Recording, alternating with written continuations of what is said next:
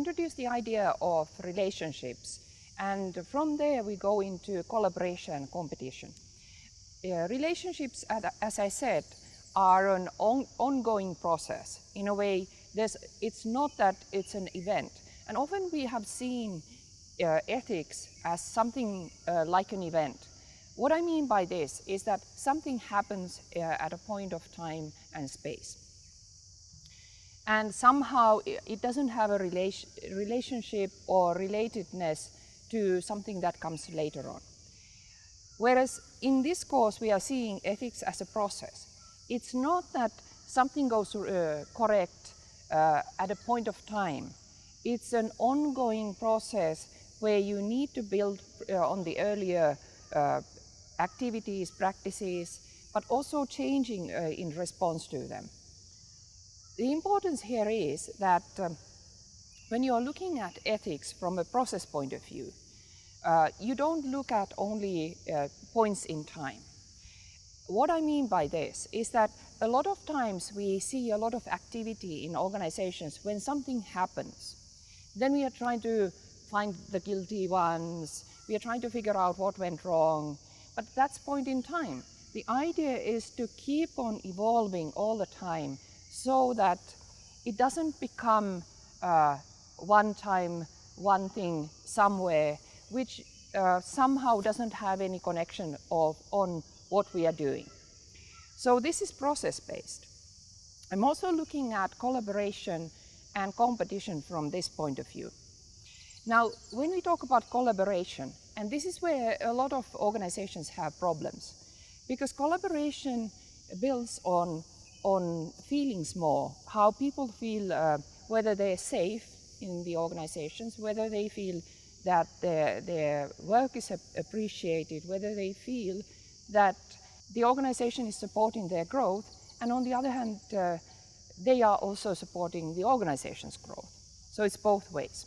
Collaboration is not something that can be just told. It is something that builds. It builds on the idea that people wish to contribute. They wish to contribute when they see something that they can really link to, something that is meaningful to them, something that they see that will change people's lives. And it can be small things. It can be very small things. It's very difficult to introduce high levels of collaboration when you have competition. Now, what do I mean by this? Competition is important in organizations. It's not something that we have to just let go. Competition has different sides, and one of them is to look at competition as a healthy competition. Healthy competition is where we look at competition more as a play, not as a game.